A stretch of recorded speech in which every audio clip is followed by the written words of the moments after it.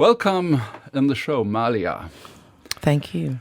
Known once as a jazz singer, you got the Jazz Echo.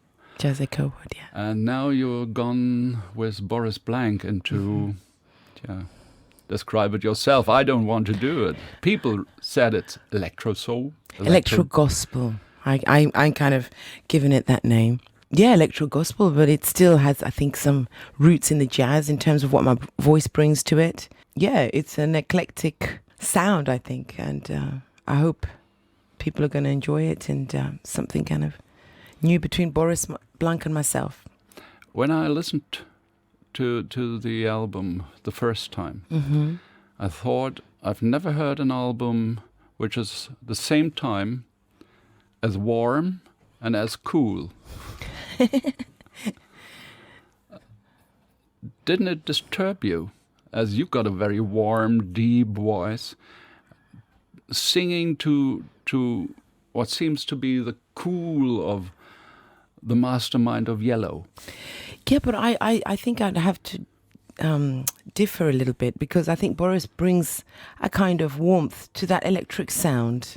He manages to do that somehow, and really, for me, then that's to have a clear, crisp sound is like a singer's dream. You know, you can do a lot with your voice in this space, as much as you want or as little as you want. So it was very interesting for me to work with something with such clarity and such precision. In a way, it gave me some kind of freedom. But isn't it, in a way, as well as very, how to say it that way, strict? A musician playing a natural instrument has a different timing. A synthesizer is always on the time. There is no feeling to it. You can't really go this little tense behind the timing to get the real groove in it. Yeah, but that's the artistry of it, if you can. I hope I did. My heart is in it, whether I'm in time or not. So for me, that's the interesting part, and that's the most important part. So how can I imagine this working together? You were singing, and he was sitting there with all his synthesizers and fiddles around. Exactly. The maestro. You said, no, I don't like this sound. We would first listen to some sounds and see if I liked them, if we both engaged, and then I'd go in the studio and start some melody, some lyric on top of this sound, and then if it felt good, we'd develop it further. It was very much from instinct we worked, and really, if the hairs at the back of our neck stood up, then we felt it was right. I brought in the melodies and the lyric, and Boris brought the music, the sound. Well, the melody is the song, isn't it? The rest is arrangement. I think, that would be an artistic argument. But I think, without his sound, perhaps I wouldn't bring the melody. Couldn't you imagine doing an album like this, just a cappella, over-voicing yourself? Voice part and voice part and voice part and voice part, being a human synthesizer? Yeah, I've had those fantasies. I've had those fantasies, I won't lie. But I like to work in a team. I like to rub off different ideas with different people. So for me, it's more interesting to work with something that I've never done before, someone I don't know, and we develop a kind of friendship. We cook something together and make a really lovely meal, I hope, like this. What did you cook? We cook some very interesting, soulful food. Yeah, something that gives you nutrition, something that makes you feel good, something that makes you think, something that gives you hope. I hope that's what we've cooked. Give me the recipe. You'll have to hire Malia and Boris and listen to Convergence to get all the recipe directions. You don't want to tell me what you were cooking. We're cooking good food, I think. Soul food that's well thought of. Without Mary Jane. Yeah, and food that's very well sourced, that's morally right, hot stuff. That's honest. Sometimes hot stuff if you listen to Fever. We have a bit of spice in there as well, yeah. I say I would like to have tasted that one. Well, you just have to listen to Convergence. Fever is probably, I think. To which side? To the cool or to the warm? To the cool or to the warm side? But that's subjective. That's how you, I guess, in the end, how you interpret it.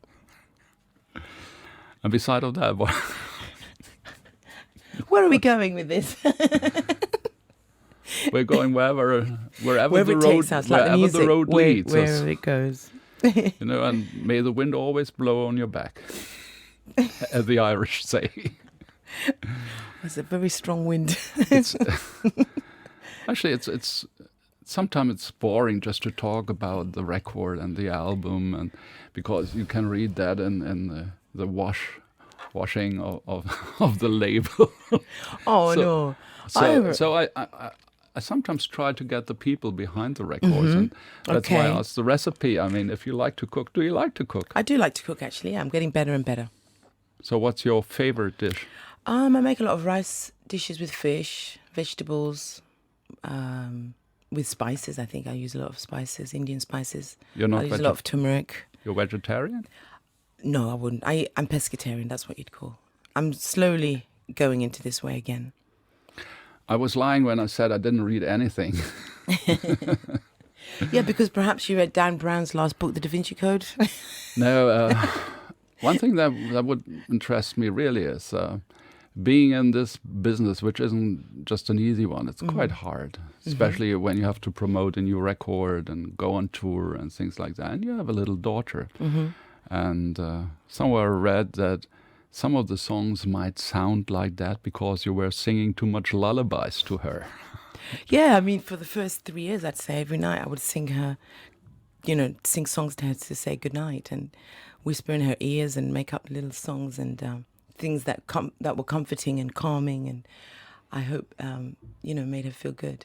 But how do you handle it now, being on tour with your kid? Well, you just do less of what I did before. I mean, I was on the road a lot before Luna was born, so now I just try and work as intensely and put in as much of myself as I can into a project, and but still, obviously, I'm a mother first and foremost, and I try and do the both, the best I can. A mother before a musician? Oh yeah, absolutely. She's still very young. How old is she now? She's 6. 6. She's not in school yet. She's actually in the is. first year. That is the first year, yeah. Yeah, she's in the first year. In Paris, is it? No, you're not living at the moment. You're not Switzerland. No, I lived there before when I was working with Andre, but not now. Everything I read was not on time. They said that I live in Paris now. Yeah, that's what they said. Did you check the date on this magazine or article that you read? Let's go back to the record. Could you imagine doing a record like this with human musicians? Yeah, we're going to take it on possible? the road. We're going to tour in February next month. So yes, I hope so. We've started some rehearsals and it's sounding really great. We're going to use some samples from Boris, and with a bass, drums, keyboards, guitar, and bring it to life. Absolutely. But isn't that strange? Couldn't you take a DJ, something like that, a mixer? It's more challenging this way. It's more interesting. Why didn't you bring Boris Plank with you? Boris doesn't fit in my suitcase. Well, like a little doggy, you could have put him. No, Boris doesn't do really concerts, I think, for a long time. So it's not his path. But I can let him speak for himself for that. So we will be able to hear that record live, yes, not out of the computer, with human musicians, yes, with more or less human instruments, yes, nature instruments. But to be fair, a computer is also a human instrument. Not really. Yeah, it is. Boris he works with it like an instrument. It's his human part that he puts into it. Oh, you seem to be very.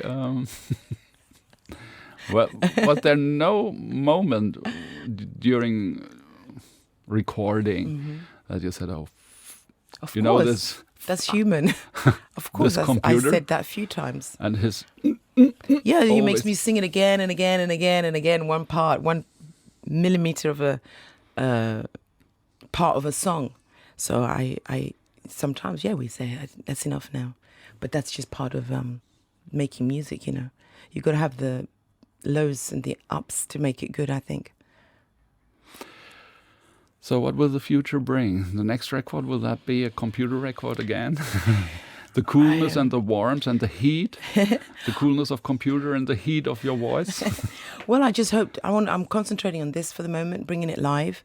So I'm just thinking about, really making it a great live show as we can, and putting it to the live audience and seeing how that transpires. That's what I'm concentrating on now. No plans for the future, for the next. Usually it's after the record is before the record.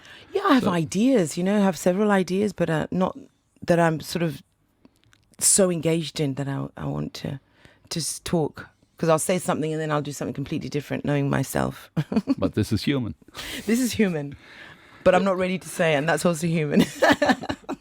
So if you had a wish, could be any. It's this little fairy, which usually comes up with 3 wishes. When I lose my teeth. You only have one. You only have one. Which would that be? One wish. One wish. That would have to be world peace, as cliche as that sounds.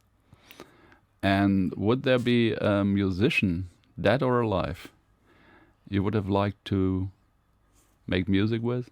Oh, lots. I would have loved to have met Billie Holiday, Ella Fitzgerald, Nina Simone. Those 3 great women. Okay. Thank you for being here. Thank you very much.